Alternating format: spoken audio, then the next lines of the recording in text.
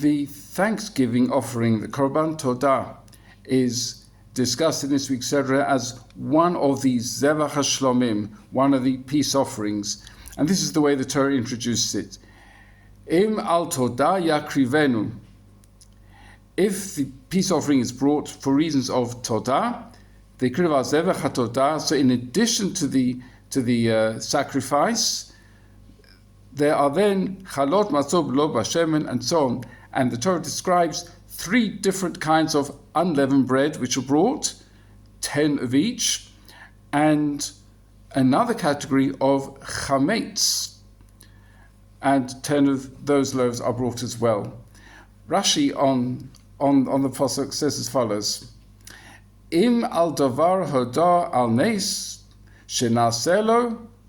If the offering is brought as a thanksgiving offering for a miracle that was performed for such a person, for example, Yordei Hayom, those who go to sea and survive, Hochei Miboros, go in the desert, or Chavoshe Beis Asurim, prisoners, or Chole Shilith Rapei, someone who's unwell and became cured, became better, then they've got a special obligation to bring this offering. And Rashi goes on to quote the well-known pasuk, which actually is cited a number of times in Tehillim Kuf Zayin, Yodu Lashem Chastov Niflasov Livnei Adam, that a person should acknowledge the kindness of Hashem and the wondrous things that He's done for this person, Livnei Adam, to other people. And the Tzav, on this pasuk, says that the special rule with the Korban Todah, unlike the other Shlomim, that you can only eat the offering that day and that night, but really it's that day. And he says, how are you going to manage such a thing?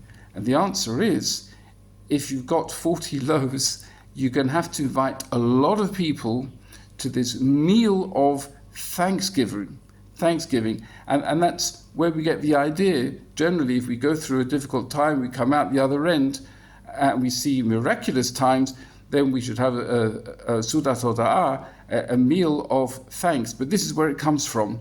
By the way, this is why we say Mizmor LaSoda every day as well, and why we don't say it during Chol HaMoed Pesach, because it contains a chametz offering. But be that as it may, the theme here is that we invite a lot of people to such a meal in order to us to publicize Hashem's miracles. Every day in this war, we feel Hashem's miracles. We're going through tough times. I was woken up twice last night by a siren. It's not easy. But then you hear what happens or what didn't happen.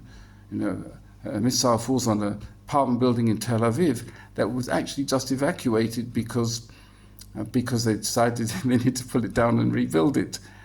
That's a building that got hit.